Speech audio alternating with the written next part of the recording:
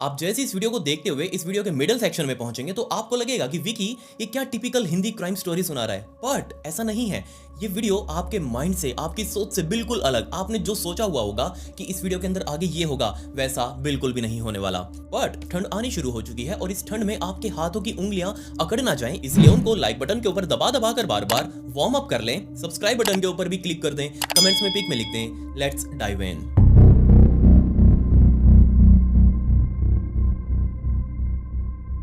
इस इंसिडेंट को समझने के लिए हमें अमेरिका के पेंसिल्वेनिया में बने हुए पॉस्टाउन नाम के इस छोटे से कस्बे में जाना पड़ेगा और टाइम था 3 जनवरी 2008 की रात का, जब यहीं पर रहने वाला 21 साल का पार्थ इंगल नाम का ये लड़का अपनी गर्लफ्रेंड के साथ अपने घर में बने हुए लिविंग हॉल के अंदर आराम से सोफे के ऊपर बैठकर दारू वगैरह पीते हुए सामने टीवी देख रहा था और तभी उसके घर के मेन डोर के ऊपर किसी ने खटखटाहट करी। उसने अपनी गर्लफ्रेंड की तरफ मुड़कर देखा कि क्या कोई आने वाला था, मुझे तो नहीं पता, बट उसकी गर्लफ्रेंड ने भी मना किया कि नहीं, मैंने तो किसी को भी नहीं बुलाया और कोई सामान की डिलीवरी करने वाला भी नहीं आने वाला।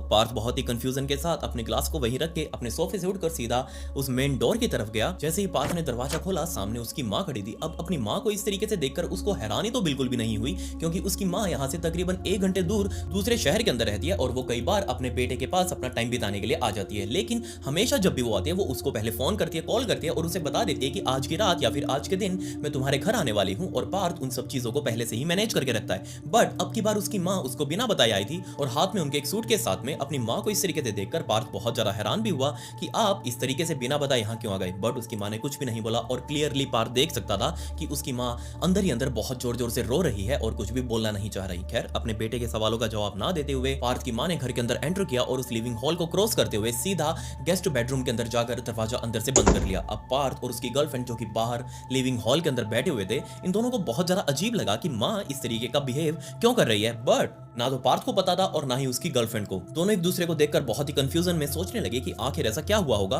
पार्थ वहां से निकलकर सीधा अपने माँ वाले बेडरूम के दरवाजे पर गया और उसको बहुत जोर जोर से खटखटाने लगा। अंदर आवाजें लगाने लगा कि माँ, आखिर मुझसे बात तो करो, बात क्या है, आप मुझे मैटर तो बताओ। बट अंदर से कोई भी आवाज नहीं आई। पार्थ की गर्लफ्रेंड वहां से उठी और पार्थ को समझाने लगी कि कोई दिक्कत नहीं है, जो भी कुछ होगा वो बाद में बता देगी, अभी उनका मूड ऑफ है, तुम आराम से एक काम करो, मेरे पास आओ, बैठो, थोड़ी देर शांत हो जाओ और वापस जाकर हम भी बाद में सो जाएंगे। पार्थ ने बिल्कुल यही किया। वो वापस जाकर अपने सोफे पर बैठा, सोचने लगा कि आखिर उसकी मां के साथ क्या हुआ होगा। पर तकरीबन आधा पौना घंटा वेट करने के बाद भी जब उसकी मां उस कमरे से बाहर नहीं निकली, तो ये दोनों यानी कि पार्थ और उसकी गर्लफ्रेंड वहां से उठे, अपने बेडरूम में गए और आराम से जाकर सो चुके थे। अब पार्थ की गर्लफ्रेंड तो आराम से बेड पर सो गई, लेकिन पार्थ को नींद ही नहीं आ रही थी। वो बार बार अपनी आंखें खोल खोल कर ऊपर की तरफ देखकर सोच रहा था कि आखिर उसकी मां के साथ क्या हुआ है जो वो इतनी अचानक से यहाँ पर आई है और ना ही उसने आने से पहले फोन किया और वो रो भी रही है। पार्थ अपने बेड से उठा। अब क्योंकि उसका कमरा उसकी मां वाले कमरे के बिल्कुल बराबर वाला ही था, इन दोनों की दीवार बीच वाली एक। पार्थ अपने बेड से उठकर सीधा उस दीवार के ऊपर कान लगाकर सुनने लगा कि दूसरी तरफ उसकी मां आखिर कर क्या रही है। उसने कान लगाकर जैसे सुना, उसको 2 चीजें क्लियर हो चुकी थी। पहली, उसकी मां अभी तक सोई नहीं है, वो अभी तक बेड के ऊपर भी नहीं लेटी, वो पूरे कमरे के अंदर चक्कर लगा रही है। और दूसरा, वो बहुत जोर जोर से अंदर ही अंदर सुबक सुबक कर रो भी रही है। पार्थ को एग्जैक्टली मैटर तो नहीं पता था कि आखिर क्या हुआ है, लेकिन उसको ये जरूर पता था कि जो भी वजह रही हो, ये वजह सिर्फ और सिर्फ उसका पिता अरुण कुमार ही था। जी हाँ, पार्थ का पिता अरुण और उसकी मां, इन दोनों के बीच में पहले तो रिलेशन बहुत बहुत ज्यादा अच्छे थे जब ये लोग इंडिया में थे, लेकिन बाद में जब ये लोग जाकर वापस अमेरिका में बस गए, वहां पर जाकर इन्होंने अपना काम धंधा शुरू किया और उसके बाद से ही जैसे ही काम धंधा फला फूला और उसके बाद से ही अरुण का ध्यान अपनी पत्नी से हटकर अलग अलग लड़कियों की तरफ जा चुका था। और कोई भी लड़की या फिर औरत ये बिल्कुल नहीं चाहेगी कि उसका पार्टनर किसी और लड़की की तरफ ध्यान दे। जैसे ही पार्थ की मां को पता चला कि अरुण, उसका पति, किसी और के साथ अफेयर के अंदर है, उसने तुरंत जाकर कन्फ्रंट किया अरुण को कि तुम किसके साथ बातें कर रहे हो। उसने अरुण को भी बता दिया और अरुण और उसकी मां ने मिलकर सीधा अपने पिता को सब कुछ समझा दिया कि देखो, तुम जो भी ये कर रहे हो ये बिल्कुल भी ठीक नहीं है, तुम इसको तुरंत छोड़ दो। अब क्योंकि अरुण के सामने सब कुछ खुल चुका था, अरुण ने कहा कि कोई दिक्कत नहीं है, मुझे अकल लग चुकी है, आगे से मैं इस चीज का ध्यान रखूंगा, आगे से तुमको कोई भी शिकायत नहीं मिलेगी। अमेरिका के अंदर रहते हुए इस परिवार ने अच्छा खासा पैसा कमा लिया था। अरुण कुमार जो कि बोइंग के अंदर इंजीनियर का काम कर रहे थे। बोइंग कंपनी आपने सुना होगा, जो जहाज बनाती है, उस कंपनी के अंदर इंजीनियर के पद के ऊपर तैनात थे। जबकि इनका खुद का 7-Eleven वहां पर जैसे यहाँ हमारे ग्रोसरी मार्ट वगैरह होते हैं, बहुत सारे स्टोर्स होते हैं, ऐसे ही वहां पर 7-Eleven वगैरह ऐसे बहुत सारे स्टोर्स हैं। इस परिवार के पास खुद का एक 7-Eleven स्टोर भी था। आप समझ सकते हैं कि इनके पास अच्छा खासा पैसा भी था। कंफर्टेबल लाइफ, एक अमेरिकन ड्रीम जिंदगी। पार्थ की मां भावना बेन, उन्होंने जब अपने पति अरुण कुमार को पकड़ा था, जब उनके अफेयर के बारे में उनको पता चला था, उस टाइम पर तो उन्होंने उनको माफ कर दिया। बट अंदर ही अंदर कहीं ना कहीं उनके मन में वो चीज बैठ चुकी थी। एक वो विश्वास टूट चुका था जिसको बनने में सालों लग चुके थे। अब ऑब्वियसली उस विश्वास को दोबारा नहीं बनाया जा सकता। अब कोई भी बात होती तुरंत भावना बेन जाकर अरुण कुमार के साथ कन्फ्रंट कर लेती, उसके ऊपर शक करती हर बात के ऊपर, छोटी छोटी बातों के ऊपर, और इस वजह से इन दोनों के बीच में काफी ज्यादा नोकझोंक रहने लगी। इसी वजह से परेशान होकर भावना बेन ने अपने बेटे पार्थ से जाकर कन्फ्रंट किया कि देखो मैं इस तरीके से नहीं रह पा रही हूँ, मेरे माइंड में अभी भी वही सब चल रहा है, बेशक मैंने माफ कर दिया लेकिन मैं नहीं सही से टैकल कर पा रही। जिसके बाद पार्थ ने अपनी माँ को समझाया कि देखो आपको पापा के ऊपर विश्वास करना पड़ेगा, और आप क्योंकि पापा के ऊपर विश्वास कर सको इसलिए मैं पापा के कंप्यूटर में, उनके लैपटॉप के अंदर एक सॉफ्टवेयर डाल देता हूं, जासूसी वाला स्पाई सॉफ्टवेयर, जिससे जो भी एक्टिविटी उस लैपटॉप के अंदर होगी उसका सारा डाटा हमारे पास आ जाएगा। अब जैसे ये बात भावना बेन ने सुनी वो बहुत ज्यादा खुश हुई, उसने कहा तुरंत डाल दो, जो भी कुछ होगा सब कुछ हमें पता तो कम से कम चलना चाहिए। सो जैसे ही वो पार्थ ने सेटअप किया वो सारा स्पाई सॉफ्टवेयर अपने पिता अरुण कुमार के लैपटॉप के अंदर, वो सारा डाटा, ईमेल वगैरह, किससे बात कर रहा है, क्या चैट कर रहा है, क्या सर्फ कर रहा है इंटरनेट के ऊपर अरुण कुमार, वो सारी चीजें भावना बेन और पार्थिंगल ये दोनों अपने स्क्रीन के ऊपर देख रहे थे। बेशक ये सारा काम करते हुए पार्थिंगल को बहुत बहुत बुरा भी लग रहा था कि वो अपने माता पिता के बीच में इस तरीके से रोड़ा बन रहा है, इस तरीके से उनको सेपरेट कर रहा है, बट उसको ये भी समझ आ रहा था कि यही एकमात्र तरीका है फैमिली को जोड़कर रखने का। क्यों? क्योंकि उसकी माँ यानी कि भावना बेन को एक एक्स्ट्रा लेयर चाहिए थी प्रोटेक्शन की, एक ट्रांसपेरेंसी की। सो 3 जनवरी की रात को कान लगाकर अपने दीवार पर सुनते हुए अपनी माँ के बारे में कि वो क्या बातें कर रही है, क्या बोलना चाह रही है, उस टाइम पर उसके माइंड में ख्याल आया कि हो सकता है उसके पिता अरुण ने कोई नया अफेयर शुरू कर दिया हो और उसके बारे में लैपटॉप के ऊपर जानकारी मिल गई हो उसकी माँ यानी कि भावना बेन को, और उसी वजह से वो बहुत ज्यादा अपसेट हो गई हो। ये सारी चीजें माइंड में थी उसकी, और उसने अपना कान वहां से हटाया और वापस आकर अपने बेड के ऊपर लेट चुका था और सोचने लगा कि आखिर ऐसा क्या हुआ होगा किससे अब नया अफेयर उसके पिता ने शुरू कर दिया। बट इतने में ही एक और सुबह की भरी आवाज बराबर वाली दीवार से आ रही थी, मतलब कि उस कमरे से आ रही थी जिसमें वो भावना बेन चक्कर लगा रही थी। तो दोबारा से पार्थिंगल उठा और दोबारा से अपना कान लगाकर सुनने लगा कि अब की बार वो क्या कहना चाह रही है। बट अब की बार चलने फिरने की बजाय उसकी माँ एक जगह यानी कि बेड के ऊपर बैठ चुकी थी और किसी से फोन के ऊपर बात कर रही थी, और ये बातें क्लियरली अब पार्थिंगल सुन रहा था। बट जैसे ही पार्थिंगल ने वो सारी बातें सुनी अपनी माँ की वो फोन पर कि वो किससे बातें कर रही है, उसको ये तो नहीं पता चला कि वो किससे बातें कर रही थी उस फोन पर, बट वो सारी बातें उसने सुन ली और वो सच में बहुत ज्यादा हैरान कर देने वाली थी। जी हाँ, उसकी माँ फोन पर किसी को बता रही थी कि अरुण ने अपना एक लाइफ इंश्योरेंस पॉलिसी लिया पूरे परिवार की, यानी कि पार्थ की भी और उसकी माँ भावना बेन की भी, और इन दोनों की लाइफ इंश्योरेंस पॉलिसी में $3.6 मिलियन का टर्म इंश्योरेंस मिलेगा, जिसके अंदर सीधे तौर पर बेनिफिशियरी अरुण कुमार खुद था। ये सारी चीजें पार्थिंगल कान लगाकर सुन रहा है और वो उसकी माँ किसी को फोन पर बता रही है। दूसरी तरफ भावना बेन फोन पर ये बोल रही थी कि अब तो उसको अपने रिश्ते की टेंशन नहीं है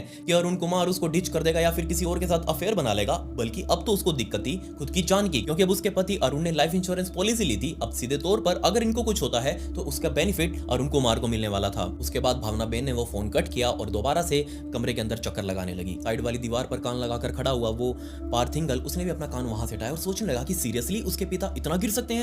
उसको तो विश्वास ही नहीं हो रहा। बेशक उसको पता है कि उसके पिता एक अच्छे पिता तो बिल्कुल भी नहीं है, लेकिन वो इतना गिर जाएंगे, वो अपनी पत्नी को और अपने बेटे को ही हर्ट करेंगे सिर्फ और सिर्फ पैसों के लिए। लेकिन ये चीज पार्थ के लिए नेक्स्ट टू इम्पॉसिबल थी, इसलिए उसने सोचना शुरू कर दिया कि क्या सच में उसके पिता ऐसा कुछ कर सकते हैं। उसने रीसेंट बिहेवियर्स को नोटिस किया कि जब वो उसके पिता से मिला था तब उसके पिता का बिहेवियर कैसा था, आज के दिनों में उसके पिता क्या कर रहे हैं। तब बेड के ऊपर लेटे लेटे ही पार्थिंगल को याद आया कि कुछ हफ्ते पहले उसके पिता की पड़ोसियों के साथ प्रॉपर्टी लाइन को लेकर लड़ाई हो चुकी थी, जबकि आज तक उसके पिता ने किसी के साथ चूं तक की आवाज में बात नहीं करी, किसी से ऊंची आवाज में बात नहीं करी। बट कुछ हफ्तों पहले वो अपने पड़ोसियों से लड़ रहे थे। इतना ही नहीं, इस इंसिडेंट के सिर्फ 3-4 दिनों बाद, क्योंकि अब अरुण कुमार यानी कि पार्थिंगल के पिता एक बोइंग में इंजीनियर हैं, उनके अपने घर के छोटे मोटे मैकेनिकल काम करने में भी कोई दिक्कत नहीं आती, इसलिए उन्होंने अपने घर के अंदर एक वो टूल बॉक्स मंगवाया हुआ था ताकि छोटे मोटे काम वो खुद से निपटा सके। तो उनके खुद के घर की, जिसमें वो उसकी माँ और पिता रहा करते थे, उसके घर की बाथरूम की सिंक अचानक से खराब हो गई, वो रुक चुकी थी। सो अरुण कुमार ने अपने वो टूल बॉक्स निकाला और आराम से फर्श के ऊपर बैठकर उस सिंक को ठीक करने लगे। बट अचानक से ही उनके माइंड में कुछ आया और उन्होंने उस टूल बॉक्स को वहीं छोड़ा। सारा सामान इधर उधर वहीं बिखरा पड़ा था और उसको जस्ट वहीं छोड़कर वहां से निकल चुके थे, जबकि अरुण कुमार को इन टूल बॉक्स से बहुत ज्यादा प्यार था, क्योंकि वो बचपन से ही इन सभी के बीच में खेलते आए थे। सो ये सारी बातें माइंड में लेकर पार्थिंगल अपने बेड से उठा, बहुत धीरे से उसने अपने कमरे का दरवाजा खोला, बाहर लिविंग एरिया में आया, उसने अपना लैपटॉप ऑन किया और दोबारा से सॉफ्टवेयर के ऊपर हाथ पैर मारने लगा कि आखिर उसको कुछ ऐसा मिल जाए अपने पिता के कंप्यूटर के अंदर जिससे जो उसकी माँ बातें बता रही है उसके ऊपर कुछ ना कुछ झूठ साबित हो सके। मतलब वो चाह रहा था कि जो उसकी माँ सोच रही है वो सारा एक ओवर रिएक्टिंग हो, वो सारा कुछ झूठ हो और उनकी जान के ऊपर कोई खतरा ना हो। लेकिन एक साइड उसके माइंड माइंड में ये भी था कि अगर उसकी माँ की सारी बातें सच हुई तो ऑब्वियसली ना सिर्फ उसकी माँ को बल्कि उसकी खुद की भी जान को खतरा था अपने ही पिता से। सो पार्थिंगल ने अपने उस जासूसी वाले सॉफ्टवेयर के अंदर उंगलियां चलानी शुरू करी तो उसी सॉफ्टवेयर के अंदर पार्थिंगल को ना सिर्फ उन्हीं सब टर्म इंश्योरेंस पॉलिसीज के पेपर्स मिले जिसके अंदर सब कुछ चीजें डिटेल में लिखी हुई थी कि अगर पार्थिंगल को कुछ हो जाता है तो उसके बदले उसका टर्म इंश्योरेंस उसके पिता को मिलेगा, अगर उसकी पत्नी को कुछ हो जाता है तो भी उसके बदले उसका टर्म इंश्योरेंस उसके पति को मिलेगा। वो सारे पेपर्स तो मिले ही, इसके अलावा बहुत सारी ऐसी चीजें थी जो लिटरली पार्थिंगल की समझ से बाहर थी। उसने एक एक करके सभी चीजों को देखना शुरू किया, पूरे लैपटॉप के अंदर एक एक करके सभी उसने वो पेपर्स देखे क्योंकि उनके अंदर बहुत बहुत कुछ शेडी था। जी हाँ, उसके पिता ने बहुत सारे फेक पेपर्स बनवाए हुए थे अलग अलग पासपोर्ट के, मतलब कि अलग अलग नाम वाले पासपोर्ट्स के। वो चाह रहे थे कि किसी तरीके से उनका खुद का यानी कि अरुण कुमार का खुद का कोई एक नकली पासपोर्ट बन जाए और उस पासपोर्ट से वो किसी तरीके से दोबारा इंडिया चले जाए और वहां पर उनको कुछ काम करना था। जी हाँ, अरुण कुमार लिटरली यही चाह रहे थे कि उनका एक दूसरे नाम का पासपोर्ट बन जाए। बट जैसे ये चीजें पार्थिंगल ने देखी उसको बहुत ज्यादा हैरानी हुई कि आखिर उसके पिता एक दूसरे नाम का पासपोर्ट किस लिए बनवाना चाह रहे हैं। सो लैपटॉप चलाते हुए और माइंड में एक और एक 11 करते हुए पार्थिंगल ने सोचा कि हो सकता है वो अपने बेटे यानी कि पार्थिंगल को और अपनी पत्नी यानी कि भावना बेन का मर्डर करके उनकी जान लेके किसी भी तरीके से सारा पैसा को इकट्ठा करके वो यहाँ से छोड़कर सीधा इंडिया वापस चले जाएंगे इस फेक पासपोर्ट के ऊपर। ये सारी जानकारी इकट्ठा करने के बाद उसने तो अपना लैपटॉप वहीं बंद किया, अपने कमरे के अंदर जाकर आराम से सो चुका था। अब आने वाले कुछ दिनों तक पार्थिंगल की माँ उसके ही घर पर रुकी, बट जब भी कमरे से बाहर निकलती बिना किसी को कुछ बोले सीधा जो भी काम करने के लिए वो बाहर निकले वो काम करती और सीधा उसी गेस्ट बेडरूम में जाकर दरवाजा अंदर से बंद कर लेती। बट जब भी वो बाहर आती तो पार्थिंगल उससे बात करने की कोशिश करता कि किसी तरीके से वो उसको बता देगी आखिर उसके माइंड में क्या चल रहा है। बट उसकी माँ ने उसका जवाब देने से बिल्कुल मना कर दिया, वो जस्ट अपने आप को पूरे तरीके से लॉक्ड करके रखती। अब ये चीजें पार्थिंगल को बहुत ज्यादा बुरी लग रही थी। कुछ दिनों तक वेट करने के बाद फाइनली पार्थिंगल के अंदर इतनी हिम्मत आई, वो खड़ा हुआ, वो वापस उसी गेस्ट बेडरूम के दरवाजे पर गया, जाकर दरवाजा नॉक किया। उसकी माँ ने दरवाजा खोला और बताने लगा कि माँ मुझे पता है, मैंने सारे वो ईमेल्स वगैरह पढ़ लिए, मैंने आपकी बातें भी सुनी थी और जो चीजें मुझे पता लगी हैं ना सिर्फ उस पर आपकी जिंदगी निर्भर करती है बल्कि उसमें मेरी भी जिंदगी शामिल है और हमें इस चीज का कोई ना कोई इलाज ढूंढना पड़ेगा क्योंकि ये चीज हमारे लिए जानलेवा भी हो सकती है। दोनों ने एक दूसरे के साथ डिटेल्स डिस्कस करी, जिसको जो पता था उसने वो बताया और फाइनली इन दोनों के बीच में एक डिसीजन हुआ कि हाँ, हम पुलिस वालों को बताएंगे कि अरुण कुमार के माइंड में ऐसा कुछ चल रहा है और वो हमारी जान लेना चाहता है। इसलिए अपने सारे प्रूफ पार्थिंगल ने वो प्रिंट कर लिए अपने लैपटॉप से, जितने वो ईमेल्स थे, वो पेपर इंश्योरेंस पॉलिसीज वगैरह थी, वो फेक पासपोर्ट की एप्लीकेशन वगैरह थी, वो सारी चीजें वो प्रिंट कर ली उन्होंने। और उन सभी चीजों को लेकर अगले दिन पार्थिंगल अकेला ही पोस्टडाउन पुलिस स्टेशन में गया और वहां जाकर पुलिस वालों के सामने सब कुछ चीजें डिस्कस करी और वो सारे पेपर्स भी दिखाए जो जो चीजें उसको उस लैपटॉप में मिली थी। सो जैसे ही पुलिस वालों ने इन पेपर्स को देखा वो पार्थिंगल को समझाने लगे कि देखो, तुम्हारे पिता तो तुम्हारी केयर कर रहे हैं, तुम्हारी जिंदगी की चिंता है उनको, तभी तो उन्होंने तुम्हारे लिए टर्म पॉलिसी वगैरह ली है, इंश्योरेंस पॉलिसी ली है, इसमें गलत क्या है। सो गलत पार्थिंगल ने बताया कि देखो, वो फेक पासपोर्ट वाली एप्लीकेशन वो भर रखा है उन्होंने वो फॉर्म और वो कभी भी जाकर इसको अप्लाई करके नया पासपोर्ट बनवा सकते हैं। बट पुलिस वालों ने कहा कि देखो, एप्लीकेशन भरना कोई जुर्म नहीं है, बट इस एप्लीकेशन को प्रोसेस करवाना, इसकी फाइल लगाना वो चीज गलत है। बट अभी तक तुम्हारे पिता ने क्योंकि ये फाइल लगाई नहीं है, उन्होंने जस्ट इसका फॉर्म भर के इसको स्कैन करके अपने पास रखा हुआ है, सो ये कोई जुर्म नहीं है। तुम भी ऐसा कुछ कर सकते हो, बेशक कर लो, लेकिन जब तुम इसको अप्लाई करोगे तब वो जुर्म माना जाएगा। इसलिए अभी तक तुम्हारे पिता ने कोई अप्लाई नहीं किया तो इसको हम जुर्म नहीं मानेंगे, इसलिए हम तुम्हारे पिता को बिल्कुल भी गलत नहीं समझते। हो सकता है तुम लोग थोड़े ओवर रिएक्ट कर रहे हो, अपने आप को शांत करो, अपने घर चले जाओ। इसके अलावा पुलिस वालों ने यह भी बताया कि देखो, ना सिर्फ तुम्हारे पिता ने तुम दोनों की पॉलिसी ली हुई है, इंश्योरेंस पॉलिसी, बल्कि उन्होंने खुद के नाम की भी एक इंश्योरेंस पॉलिसी ली है जिसके अंदर बेनिफिशियरी तुम दोनों को बनाया है, मतलब कि अपनी पत्नी को और अपने बेटे को। सो इसमें गलती क्या है? तुम्हारे नाम के बेनिफिशियरी वो बन जाएंगे, उनके नाम के बेनिफिशियरी तुम बन जाओ, इसमें गलत क्या है? बट पार्थिंगल ने समझाया पुलिस वालों को कि देखो जनाब, हमारे माइंड में टेंशन है कि कहीं वो हमारी जान ना ले लें, क्योंकि उनका रिसेंट टाइम का बिहेवियर बहुत अजीब सा लग रहा है हमें, वो बस हमारी जान ना ले लें और यहाँ से भाग ना जाए, इसलिए आप उनके ऊपर नजर बनाकर रखना। पुलिस वालों ने कहा कोई दिक्कत नहीं है, कुछ भी होगा हम उससे पहले एक्शन जरूर लेने की कोशिश करेंगे। ये कहकर पार्थिंगल वहां से उठा, उसने अपने सारे पेपर्स वापस समेटे और उनको लेकर वापस घर आ चुका था। आने वाले कुछ और दिनों तक भावना बेन अपने बेटे पार्थिंगल के साथ ही रही, जबकि इन दिनों के बीच में अरुण कुमार के भी फोन काफी बार भावना बेन के पास आए कि तुम कहां पर हो। तो भावना बेन ऑब्वियसली ये कहती कि मैं अपने बेटे के पास हूं। तो अरुण कुमार को कोई दिक्कत भी नहीं थी, उसने कोई जल्दबाजी नहीं करी कि तुम यहाँ मेरे पास आ जाओ वापस, मुझे तुम्हारी जरूरत है, या फिर कुछ भी ऐसा नहीं कहा, या फिर कुछ भी ऐसा भड़काऊ भी नहीं कहा जिसको सुनकर या फिर फील करके भावना बेन को या फिर पार्थिंगल को गुस्सा आए। सो भावना बेन ने अपने बेटे पार्थ को कहा कि देखो, तुम और ज्यादा डीपली इसके कंप्यूटर को चेक करो, कुछ ना कुछ हमें यहीं से मिल सकता है, वरना तो ये कुछ भी ऐसा एक्शन ही नहीं ले रहा या फिर ऐसी कोई बात नहीं कर रहा जिससे हमको इसके ऊपर शक हो। सो पार्थिंगल ने दोबारा से अपना लैपटॉप खोला और दोबारा से अपने वही हाथ पैर मारकर अंदर देखने लगा कि क्या पता उसको अपने पिता अरुण कुमार के कंप्यूटर में कुछ तो अजीब मिल जाए, कुछ तो ऐसा मिल जाए जिससे वो प्रूव कर सके कि उनका पिता उनकी जान लेना चाह रहा है। सो मैसेजेस को स्क्रॉल करते हुए, ईमेल्स को स्क्रॉल करते हुए काफी पुराने ईमेल्स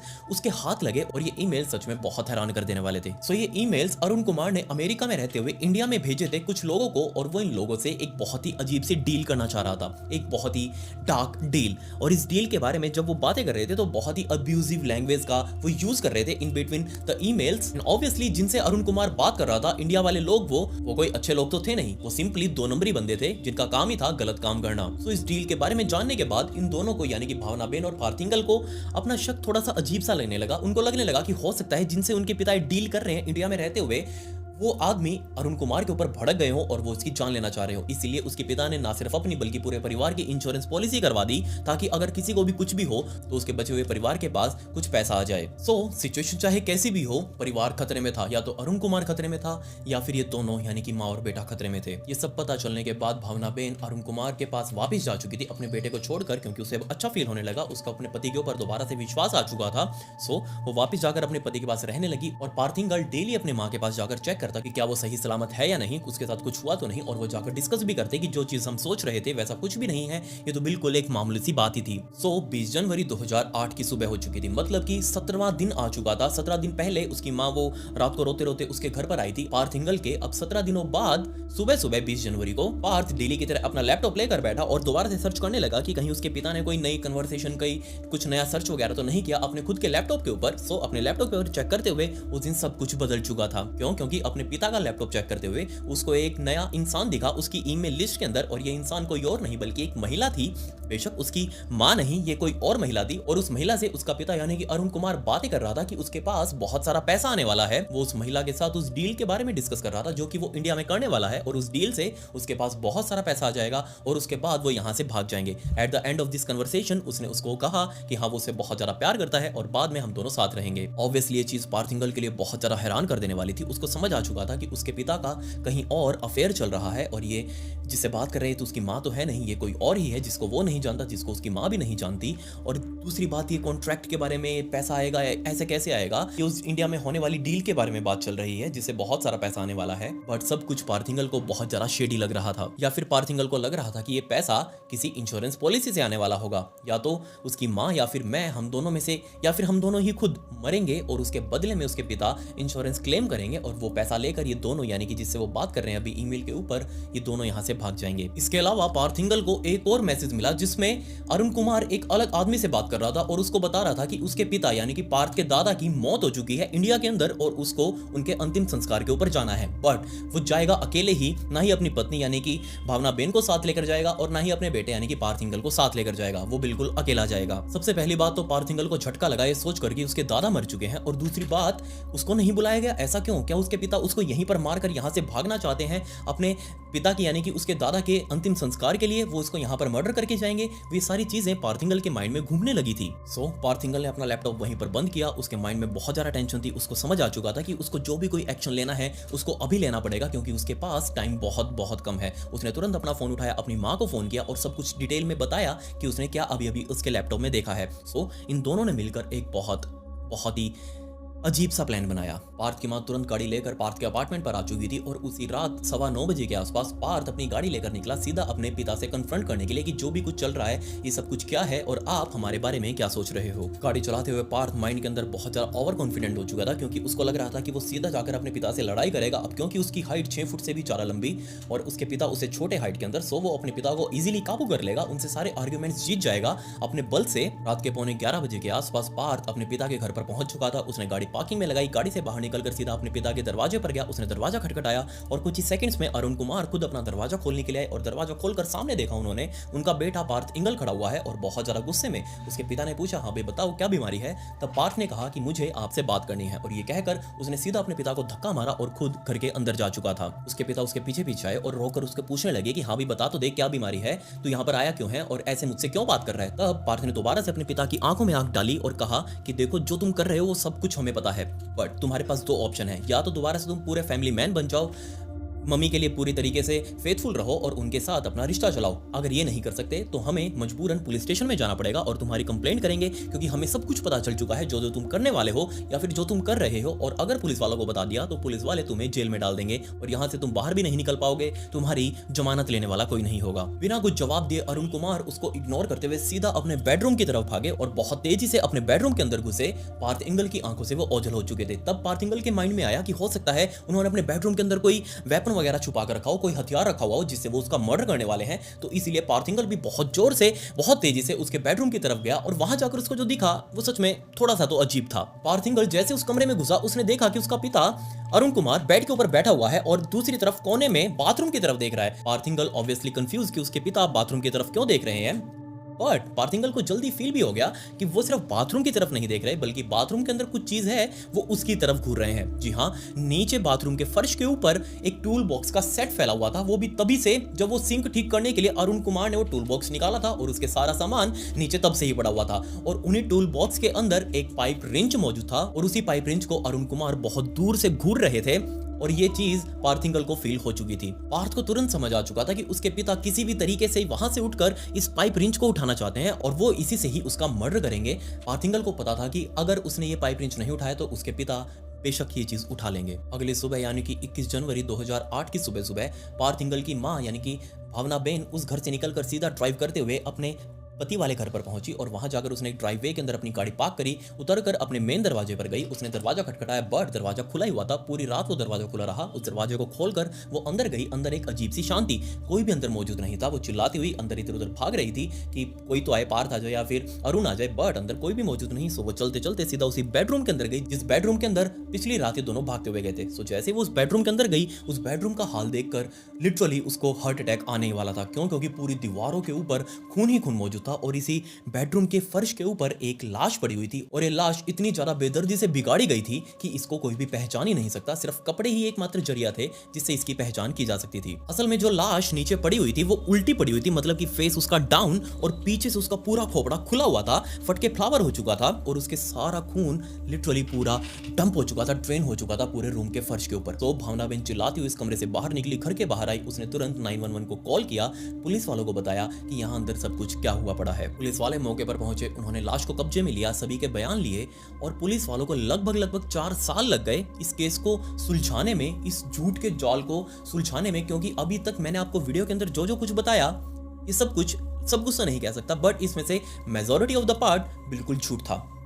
असल सच क्या था वो 4 साल बाद पुलिस वालों के सामने आया, दुनिया के सामने आया और जो सामने आया वो सच में बहुत हैरान कर देने वाला था, आपकी सोच से बिल्कुल परे। पूरी वीडियो के अंदर सिर्फ 3 चीजें ही सच थी। पहला, अरुण कुमार का एक अफेयर चल रहा था। दूसरा, उसने इंश्योरेंस पॉलिसी वगैरह भी ली थी अपने परिवार की भी और खुद की भी। और तीसरा, अरुण कुमार किसी तरीके से अपनी फेक आइडेंटिटी बनवाना चाह रहा था। असल में ये भावना बेन और पार्थ इंगल मिलकर प्लान बना रहे थे, मतलब कि पूरा प्लान जो मैंने आपको स्टोरी बताई ये सारा कुछ भावना बेन और पार्थ इंगल के पॉइंट ऑफ व्यू से थी। ये सारी स्टोरी उनके व्यू से बिल्कुल सच थी। दूसरी तरफ एक प्लान अरुण कुमार भी बना रहा था और उस प्लान के अंदर भी मर्डर इन्वॉल्व था, बट वो मर्डर ना तो उसकी पत्नी का होने वाला था और ना ही उसके बेटे का। इनफैक्ट वो मर्डर होने वाला था उसका खुद का, यानी कि अरुण कुमार खुद से खुद का मर्डर करवाना चाह रहा था, वो भी इंडिया के अंदर। और अगर सही शब्दों में बात करूं तो अरुण कुमार ऐसा प्रिटेंड करना चाह रहा था कि उसका मर्डर हो चुका है। असल में अरुण कुमार यूएस के अंदर रहते हुए इंडिया में मौजूद कुछ अपने दोस्तों से बात कर रहा था, कुछ ऐसे 2 नंबरी दोस्त जो उसके फेक मर्डर को प्लान करें और उसके बिहाफ पर जो भी इंश्योरेंस पॉलिसी है उसका पैसा उसकी पत्नी और उसके बेटे के पास चला जाए और जो फेक पासपोर्ट वो बनवाने की कोशिश कर रहा था इंडिया वाला, उस पासपोर्ट के ऊपर वो वापस वहां से उड़कर सीधा यूएस आ जाए। बट पार्थ इंगल और उसकी मां भावना बेन इनको कुछ आइडिया ही नहीं था। उनको जस्ट ये लग रहा था कि उनका पिता और पति ये उनको मारना चाह रहा है, उनकी जान लेना चाह रहा है ताकि वो इंश्योरेंस का पैसा क्लेम कर सके। सो 20 जनवरी 2008 की रात को 9:15 बजे जब पार्थ अपने घर से निकला था अपनी माँ को टाटा बाय बाय करके, असल में उसकी माँ उसके घर पर थी नहीं, वो अपने पति अरुण कुमार के साथ उसी के घर पर थी। सो पार्थ इंगल अपनी गाड़ी लेकर सीधा वहां पर पहुंचा और एक्चुअल में जैसे ही अरुण कुमार ने दरवाजा खोला उस टाइम पर उसकी माँ अरुण कुमार के पीछे ही खड़ी थी और जब ये दोनों आपस में लड़ाई करने लगे और जब अरुण कुमार पूछने लगा इस पार्थिंगल से कि हाँ भाई बता क्या बीमारी है, तू इस टाइम पर यहाँ पर अचानक से क्यों आ धमका। बाकी सब कुछ सेम था। अरुण कुमार वहां से लड़ाई करते करते सीधा भागकर अपने बेडरूम में गया और वहां जाकर बैठ गया और सोचने लगा। बट जिस टाइम पर ये पार्थिंगल उस कमरे में आया, उसको लगा कि उसका पिता सामने दीवार पर घूर रहा है और वो नीचे पड़े हुए सामान में से पाइप रेंज को घूर रहा है और वो किसी तरीके से इस पाइप रेंज को उठाकर अपने ही बेटे यानी कि पार्थिंगल का मर्डर करना चाह रहा है। सो इससे पहले कि अरुण कुमार उस पाइप रेंज को उठाए, पार्थिंगल ने खुद उस पर झपट्टा मारकर उस रेंज को उठाया और सीधा लाकर अपने पिता की गर्दन पकड़कर उसके सिर के ऊपर बहुत जोर जोर से वार करने लगा और इतने वार किए कि उसके पिता का खोपड़ी पूरी की पूरी फटकर उसका सारा माल अंदर से बाहर निकल चुका था और उसके पिता अरुण कुमार की मौके पर ही मौत हो चुकी थी। और ये सारा काम जब हो रहा था उस टाइम पर भावना बेन, अरुण की पत्नी, पार्थिंगल की माँ गेट पर ही खड़ी थी और देख रही थी कि ये पार्थ अपने पिता के साथ क्या कर रहा है। अपने पिता की जान लेने के बाद अरुण कुमार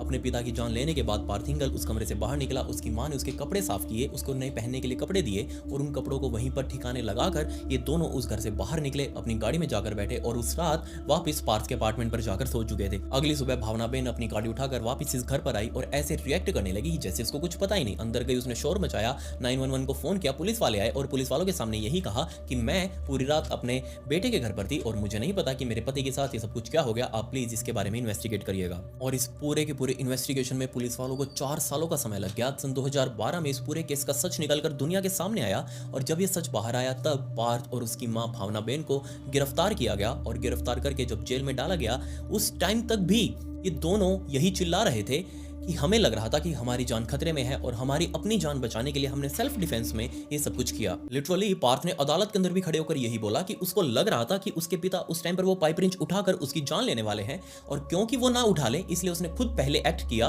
और उसको उठाकर सीधा अपने पिता की ही जान ले ली। इसके बाद इसमें अदालत ने पार्थ के ऊपर मैनस्लॉटर के चार्ज लगे और इसकी सजा में उसको 33 महीनों की जेल सुनाई। इसके अलावा उसकी मां यानी कि भावना बेन, उसके ऊपर कॉन्स्पिरेसी के चार्ज लगाए गए, उसको 10 महीने की सजा जेल के अंदर काटनी पड़ी। आज ये दोनों बिल्कुल फ्री हैं और अपनी जिंदगी जी रहे हैं।